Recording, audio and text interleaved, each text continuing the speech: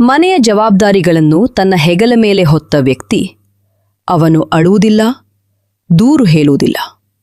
ತನ್ನ ನೋವನ್ನು ತನ್ನ ಹೃದಯದೊಳಗೆ ಹೂತು ಬಿಡ್ತಾನೆ.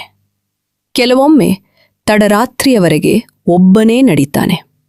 ಯಾಕೆಂದ್ರೆ ಅವನನ್ನು ಅರ್ಥ ಮಾಡಿಕೊಳ್ಳೋರು ಯಾರೂ ಇರೋದಿಲ್ಲ. ಕೆಲವೊಮ್ಮೆ ಆಕಾಶದತ್ತ ನೋಡುತ್ತಾ ಮೌನದಲ್ಲೇ ತನ್ನ ಹೋರಾಟವನ್ನು ಮುಂದುವರಿಸುತ್ತಾನೆ. ಹಗುರವಾದ ಸಂಗೀತದಲ್ಲಿ ತನ್ನ ಮುರಿದ ಮನಸ್ಸಿಗೆ ಸಾಂತ್ವನ ಹುಡುಕುತ್ತಾನೆ. ಮತ್ತು ಬೆಳಗ್ಗೆ ಆಗುತ್ತಿದ್ದಂತೆ ಮತ್ತೆ ಅದೇ ನಗುಮುಖ ಧರಿಸಿ ಜಗತ್ತಿನ ಮುಂದೆ ಬಲವಾದವನಾಗಿ ನಿಂತುಕೊಳ್ಳುತ್ತಾನೆ. ಅವನ ಮೌನ, ಅವನ ಕಣ್ಣೀರು, ಅವನ ಹೋರಾಟ ಯಾರಿಗೂ ಕಾಣಿಸುವುದಿಲ್ಲ.